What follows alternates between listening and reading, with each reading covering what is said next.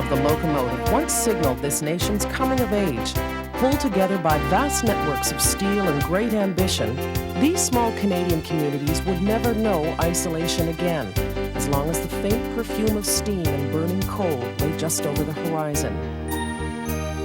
Now, hardly more than a frail reminder of the booming railroad that united us from coast to distant coast, many of these corridors lie vacant.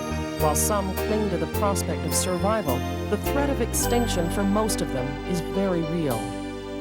But listen, passing through these scenic hills and valleys, the traveler is admitted to the sights and sounds of nature. The atmosphere here is so still, one dares not disturb its peace. The Nature Trail is nonetheless a place to which more Canadians are turning every year for inexpensive recreation. For it is here on these trails, safe from the demands and hazards of modern living, that cyclists, hikers, skiers, horseback riders, and naturalists have so far managed to connect peacefully.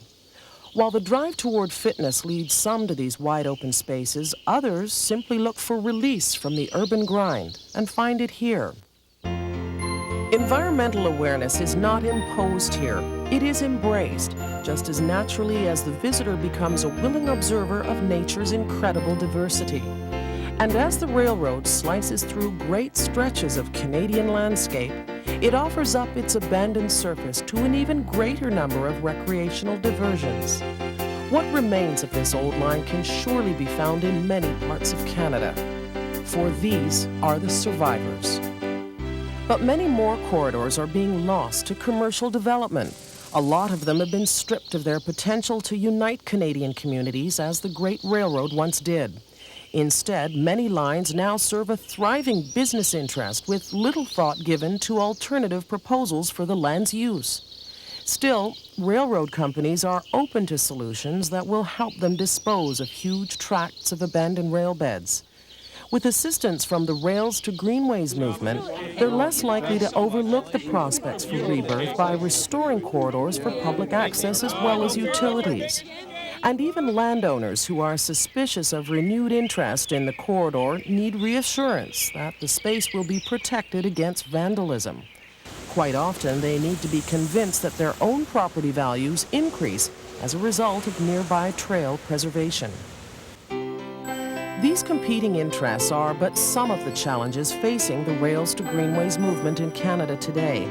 Ever conscious of the link between the environment and its human inhabitants, the movement also reminds us of the importance of preserving our planet for future generations. I think rail trail conversions really represent an opportunity to preserve for posterity and for the long term a really significant chapter in our history and development. Though often railways were constructed to connect areas of economic importance, for example, between manufacturing areas and resource areas and that sort of thing. The presence of railways themselves often led to secondary development along rail lines, and in fact many towns that are very thriving metropolises today wouldn't be in place if not for the presence of a railway. So it gives us the perspective on history and lets us understand a little bit the reasons for the shapes of our human settlements. And by maintaining those linkages, it's literally a journey through history. It's a part of our heritage to be able to ride a horse or walk the trails. And we have to get away from feeling that the automobile is king. We have to find other ways and enjoy the outside. Partnerships with Canada's expanding telecommunications industry are giving courage to the Rails to Greenways movement. Grassroots supporters of Canada's trails are no longer willing to lose these precious and few green spaces to exploitation by big business. Instead, the movement is working with commerce and all levels of government to preserve trail sites that will benefit all kinds of uses and accommodate people with disabilities. Every trail site requires strong grassroots support from local business, tourist bureaus, local recreation associations, and government. The benefits of preservation translate into profit for small businesses that cater to the trail user, increased tourism for communities in search of new ways to attract visitors, growing interest in physical fitness, and greater public support for all levels of government, which put the public interest ahead of private investment. A thorough understanding of the trail's historical, ecological, and recreational benefits accounts for the growing popularity of the Rails to Greenways movement in this country. The railroad itself is a monument to Canada's heritage, and it draws out the naturally curious. Romantic notions of a bygone era are especially vivid along the more scenic routes. Children who grow up with a profound respect for the outdoors learn to expect no less than full access to a healthy environment throughout their lives. Canada's greenways are becoming more and more the legacy for future generations. Under the cover of snow, blooming in springtime, thick with summer activity, or veiled in a cool autumn's glow, the trail withholds none of its surprises. And as purpose changes with the season, so must the trail be adapted to meet the demand. And the more successful trails will try to accommodate as many compatible methods of transportation as the path will allow.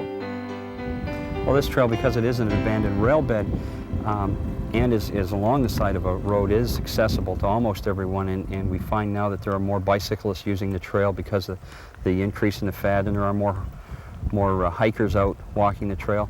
We as horsemen in our group have always pushed for multi-use trails. We're not one to want a piece of land for ourselves. We like to see everyone use it and enjoy it. We always believe that there's a possibility and a reasonable way to accommodate everyone on a trail.